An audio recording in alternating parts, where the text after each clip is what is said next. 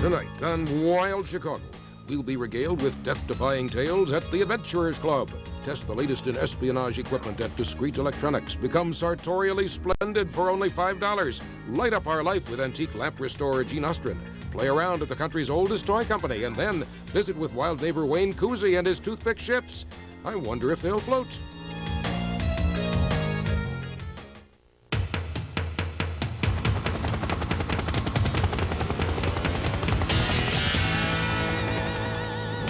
Hi, I'm Will Klinger. Hi, I'm Laura Meager. We're your video navigators. On an urban adventure Tonight, we'll explore a side of Chicagoland. you may not recognize. The offbeat side. The unusual. The frightening. The untamed. Now, thanks to you and your many suggestions, We'd like to lead you to... that part of the city we know as Wild Chicago.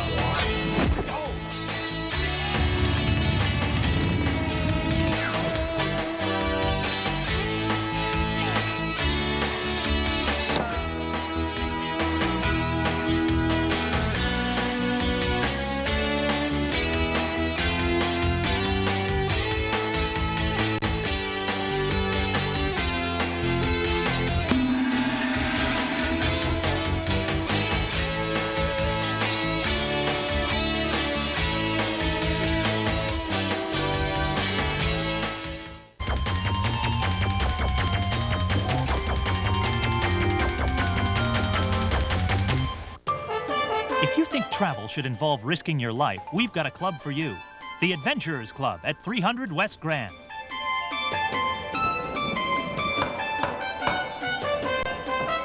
Hello? Hi. This is the Adventurers Club, huh? Yes, this is the Adventurers Club. What is your name? Gene Witz. Now, you would be Jocko. Yes, I would be Jocko. When did this whole place get started, you know? 1912. Theodore Roosevelt was a member of this club. Sir Edmund Hillary was also a member of this club. Well, I've been here since 1967. 1967? What was your most exotic adventure? Well, I went to Africa and climbed Mount Runzori and almost fell off it. In those days, you had to have had a death-defying experience to become a member. Now you don't have to have it, you just have to have the bucks. What did you do to get into the club?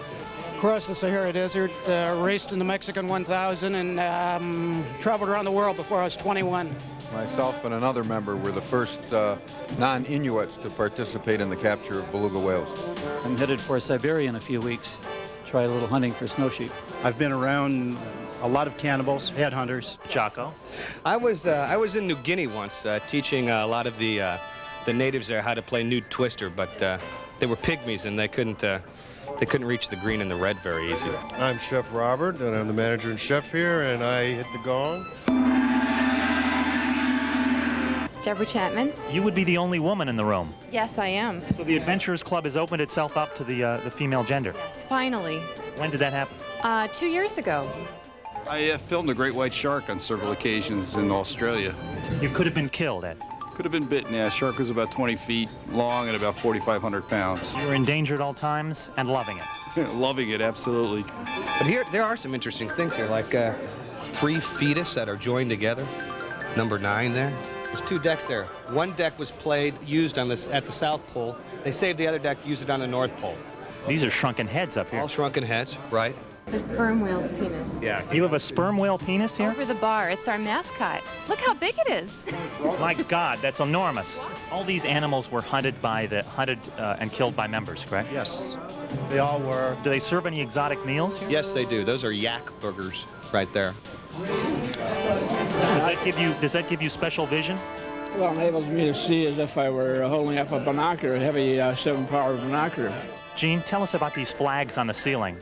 If you're going on an adventure, you submit what you're going to do to the flag committee, and if they feel it's worthwhile, they'll give you a flag or to take with you. There should be some element of risk or some element of danger. I just came back from the North Pole.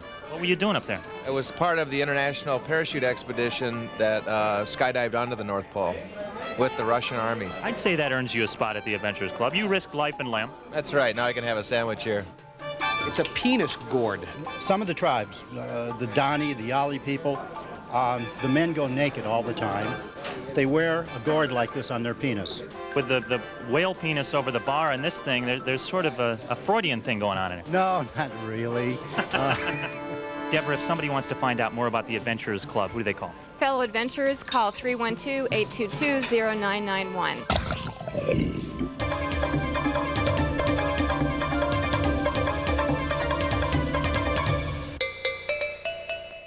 Bubbles, bubbles, toys, no troubles at Tootsie Toy, the oldest toy maker in America. Hi. Hi, how are you? Good, I'm Laura Meager. Oh, I'm Dan Schur. Thanks for coming by. Tell us about Tootsie Toys. We're the oldest toy company in America. We've been in business since 1876. You look great. Most of the toys that we make, whether they're bubbles, die-cast metal cars, plastic cars, wooden blocks, are all very inexpensive. Probably 80% of the things that we make retail for under $5. We make every kind of basic toy that you ever played with. Jacks, jump ropes, paddle balls, marbles. Yeah? You make Army guys? We make 16 million Army guys a year. We make most of the cap guns in the country. And our biggest cap gun right now is something called a Devastator, and it shoots 350 caps per minute. This happens to be my personal specialty. Two. How many can you do? Oh my God. Can you paddle ball? Ready? Let's go. All right, so you get paddle balls, I get jump rope. Okay. My favorite toys are bubbles. And my favorite bubble toy is a new toy that's not even on the market yet, called a Bubble Flyer. Have you met John Kelly? When John's not doing sports on Channel 5, he's working with us. You look real different in person. This is a toy that won't be in any store until probably March of 1994. Tell us how you feel about this experience. I'm very excited. Your slogan should be dip and whip. Okay, last one. Hey, they come in 6-packs? Basically, if you're a big enough customer, any way you want it, we'll do it. I'm only 5'5". But you know, actually, our research has shown us that the best customers are the shorter customers. Oh my gosh, how cool! This is our Swiss bubble blower. Does it work? Oh my God, is that beautiful? Our hands are a little sticky, so it brings me close to the product. Oh, I love it. This is my favorite part. I haven't been this dripping in sweat out of a sauna in my whole life. Where's the salt lick? Back here in some of our records, here's a 1957 station wagon. In the old days, Dodge would send this to us and say, we're developing this car. Please develop a toy to go along with it. This is my ex-wife driving her first Kenworth truck. Yeah, gave her to Kenworth as a wedding present, but she traded it in for a armored tank. This was me flying away from the marriage. We've been making gift sets for probably 50 years. Farm has always been a huge theme for us. As you get into early 70s, you get more space themes, some Army hats, and I still like to play soldier. Any grown-up boy remembers Tootsie Toy and the road racing sets. But in the old days when I was a kid and my mom wanted to get rid of me for a few hours, she gave me $2 and told me to go to the slot car store. And what does your mom do today to get rid of you? Daniel! If people want to buy Tootsie Toys, where do they go? Any store that sells toys. Toys R Us, Kmart, Walmart, Costco, Walgreens. Take this, take this. Got her.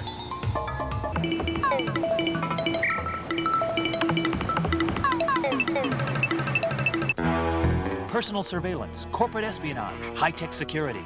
If these are your stock and trade, or you'd just like to dabble, stop by Discreet Electronics, otherwise known as the Spy Shop. Hi, what's your name? Hi, Will. I'm Mike Pinsker. How are you? How do I know that's your real name and not an alias? It could be, couldn't it? But especially in a place like this. We have here is the epitome of surveillance and counter-surveillance technology. One of the most popular items that we have, we'll take you over here to this little wireless camera that's, about a package of cigarette size or a little smaller. That's you on the screen up there is right. Boy, right. I need a shave. Right. Before you came in, I knew that you were coming in. You saw us from a mile away, didn't you? There's a camera like this out there, and so even if I was in my back office 50, 100 feet away, I can still know that you were coming in. So you use a lot of this stuff yourself, huh? Right, we do. This would not be a good place to hold up. There's no place on this floor that you're not on at least 2 or 3 cameras, as a matter of fact. Would you admit to being a little bit paranoid, do you think, Mike? No, and paranoia is not so much part of our business like one might suspect. It may be 10% of our business. Now that the Cold War is over, does it seem like we're turning on ourselves? We're sort of spying on each other? There are cases where if you were originally creating ideas and new product and your competition were to find out about it before you came out with it, it could be very damaging to your business as well. Superhuman hearing. You have a unique device like this. This wind-resistant mics are right over here. Oh, don't right drop now, that. As he did that, I could have gone deaf because this is such sensitive hearing that thing sounded like an explosion to me. There is a concept out there called a screamer or a noisemaker, which is commonly available. Basically, what it involves is pulling a pin. Go ahead, pull it. We're looking at 120 decibels of sound if I pull the pin. You sure you want to hear it? Mike. Okay, that's good, Mike. That's good. That's good. Who are most of your clientele? Okay. We have little old ladies from the suburbs coming in, buying clandestine as heck books on building bombs and so forth. You never suspect that. But by and large, they're people like you and me. And they have concerns, and they're trying to usually assure themselves of some privacy. This is a specially developed case that I have for spray cayenne pepper. Is that for salads and stuff? No, not this particular kind of pepper. This is very strong, non-lethal self-defense spray. Mike, what is this thing used for? What you're using right now is a regular telephone until you press a button on here that has a feature for voice changing. Right now I sound a little like a chipmunk.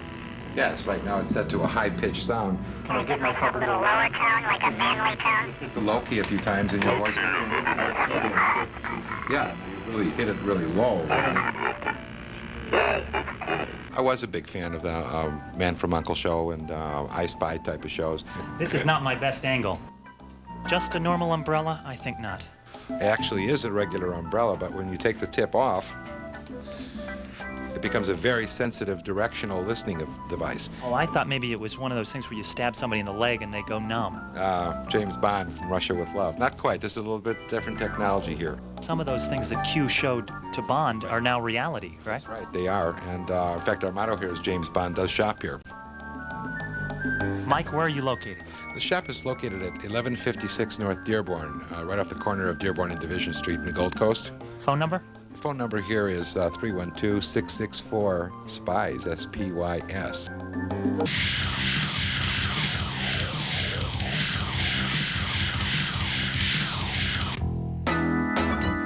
The hair may be big, but the price for a cut is $5. No ups and no extras. You can't beat that. Hi.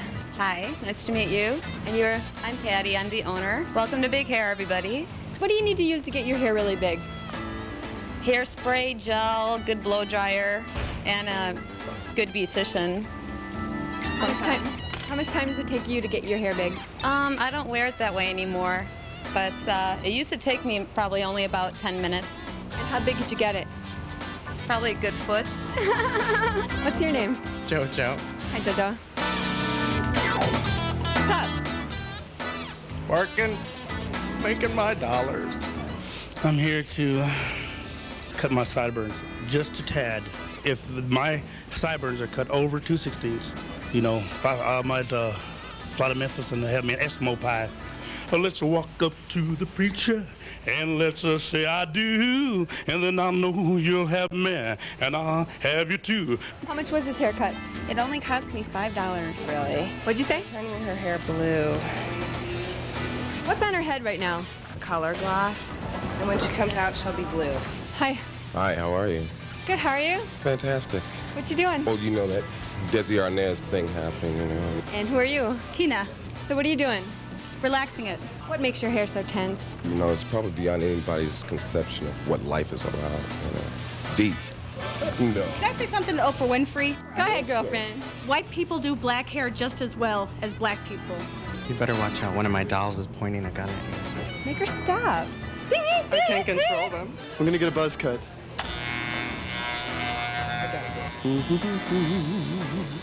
How's that feel? Feels good. Feels so nice. I feel fluffier. I'm ready. I'm ready for the world. Woo! All right, Tina. Big hair. Woo! And what will this haircut cost you? $5. Patty, would you consider cutting your hair? I had my hair in a crew cut about 4 years ago. Oh, so this is extensions? Yes. So Joseph, your hair is real and her hair is fake? That's right. How long did it take you to put those extensions in for her? About 2 hours. That's if there's the hair hanging in your mouth. Thank you. I'm the one that decorated this place. We show off a lot of the local artists around. Show her our best piece. The one Oh, my Lisa's mommy did mother of me. drew Lisa above her station. What's your most outrageous piece besides Elvis? Patty's nieces. Demented psycho children. Come back here. I've been living in this neighborhood for 20 years. Look at this beautiful hair. What do you think about that? Patty, if the kids want their haircut for $5 or other processes for varying fees, Come to Big Hair, 2012 West Roscoe. Your phone number? 312-348-0440. All right. Thank you very much.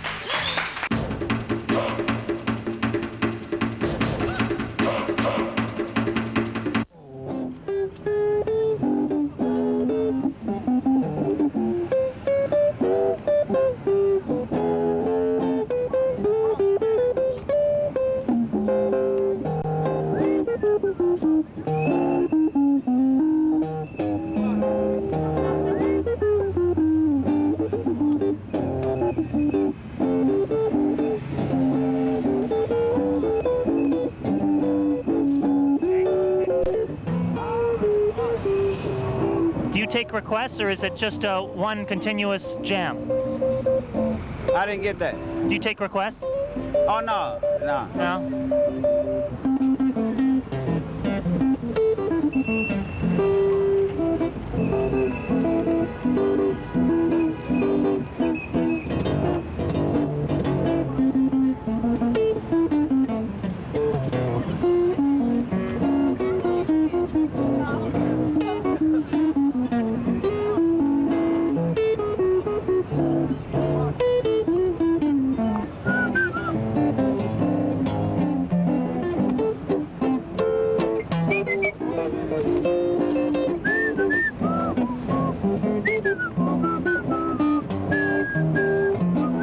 Is this your favorite corner? No. Where's the best place to be? Chicago. Yeah, but where in Chicago? Anywhere.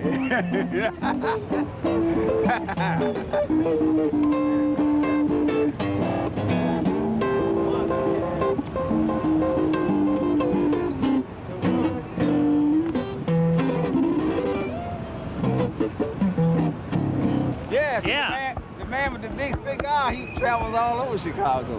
Who's that? Anyone that can give you some bucks.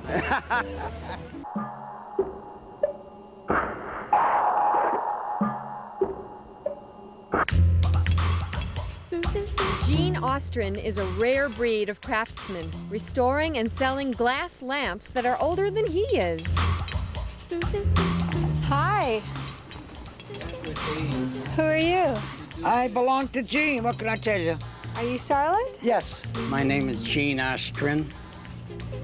I've been working with lamps over 60 years. I can tell you, anytime you show me a picture of a lamp, I can tell you who made it, how old is it, what kind of glass it is. You'll see the grain.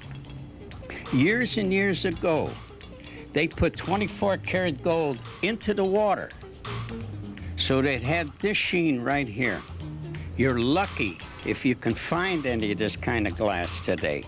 It's just fortunately that I still have old glass that I repair.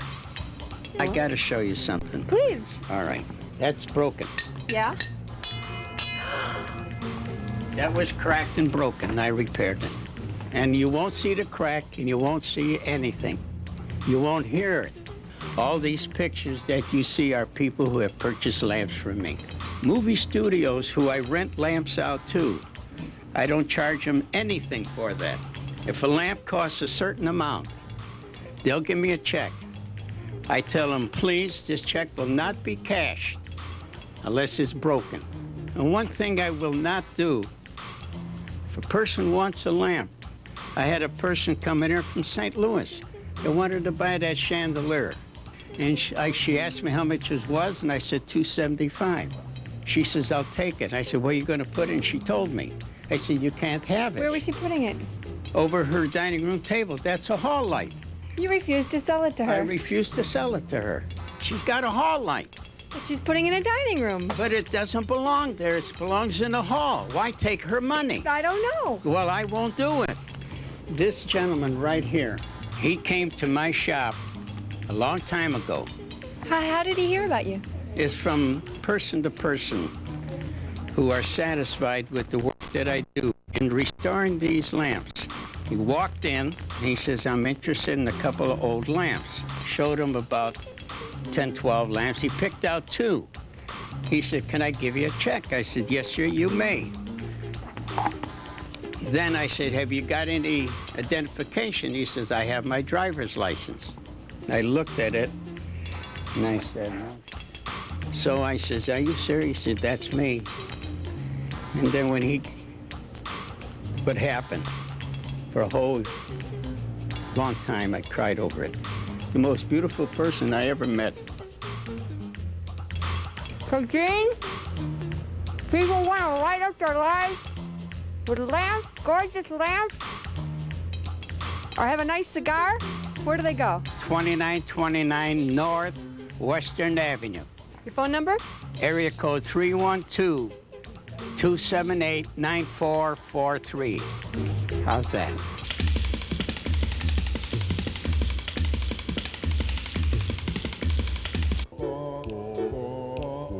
Wild neighbor Wayne Kusy has taken model shipbuilding to new lengths, about 16 feet. Here we go. Here we go. Hey, Wayne Kusy. That's me. How many flights up? It's all the way up to the top. We've heard tell you do some shipbuilding in here. That's right. Welcome to my wild world. Wow. Of toothpick ships. That's the model of the Titanic, 75,000 toothpicks. Basically, I start with the skeleton first, and then I do the deck plating and all the hull plating. Then after the hull plating, then I do the superstructure. After the superstructure, I go for the more detailed stuff like the lifeboats and the smokestacks. Yeah, they're pretty strong too, you know? You know, knock on wood. You think this baby would float? Elmer's glue is water soluble, so it just like fall to pieces. That would be a problem. I had to cut this in half and bend it like that. And then after I was done, I clipped around it to make it somewhat nice and even. You can tell some of them are pretty rough, but, you know, what the hey, you know, it's toothpicks, so, you know, it's not I'll cut you some slack, Wayne. For the lifeboats, what I did was I pretty much did the same thing. I took a whole toothpick and I pretty much bent it. And then what I did was I took an X-Acto knife and I hewned it so that all the rough edges were kind of like cut away. There's a lot of rough edges in toothpicks. You hone that hewing? Yeah, that's where my dictionary skills leave off, I guess. But there's 1,500 portholes in this whole ship here. There's about 5 different sizes, and what I had to do is take a Black & Decker drill and just drill holes in it. I've worked on this thing drunk before, and it doesn't work. Believe me, when you wake up the next day and you realize the mistakes you made, you know. Yeah, toothpicks coming out of your hair and yeah, and glued to your teeth. Yeah, that too. And this is the Lusitania. Yeah, this is one I'm working on. And basically it's like 122,000 toothpicks right now. By the time I finish with it, it should be, I don't know, it's probably about 150,000, 160,000 toothpicks. And I'm building it in 2 so I can get it out of here. How long is this darn thing? This thing is almost 16 feet long. This is your pièce de résistance, am I right? Yeah, this is it. This will represent about 20 years worth of toothpick work. I started it when I was in 5th grade. Now, is there a reason you've picked 2 ships that ended up at the bottom of the ocean? Yeah, it's easy to get information on them. Whenever I can't find any, any deck information or blueprints, I, just go out and buy a model and then just work on it from there. Did you ever have any expectation of making money on this thing? I mean, yeah, I'd love to sell one of them, but for a decent price, representing the amount of time that I put into it. You know, Wayne, I can't help saying that this takes up most of your apartment, the models. Oh yeah, definitely. You're gonna have to move out of here eventually. Yeah, I'm gonna have to get a condominium. If somebody wants to see the Titanic on display, what do? They would have to call up the Bucktown Pub at 1658 West Cortland, and the number there is 4869086. When's the last time you put one of those in your mouth? Coming soon on Wild Chicago, the paintings of artist Gene Fettman, a dogfight to the death, a pop culture paragon, Mylar madness, and creative contortion. What would you like to see on Wild Chicago? Mail your suggestions to 5400 North St. Louis Avenue, Chicago 60625. Thanks for watching. If there were guests of Wild Chicago, they might savor a fine dining experience at the Il Me restaurant. Is that really the name?